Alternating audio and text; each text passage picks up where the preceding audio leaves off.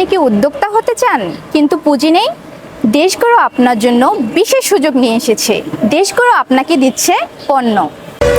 আপনি আপনার নিজের প্ল্যাটফর্ম অথবা দেশগুলোর ই-কমার্স সাইটে বিক্রি করবেন, ব্যবসা করবেন একদম বিনামূল্যে, লাভ করবেন কিন্তু কোনো ক্ষতি বা ঝুঁকি ছাড়াই। এটি শুধু একটি ব্যবসা নয়, এটি একটি নতুন উদ্যোক্তা গড়ে তোলার গল্প।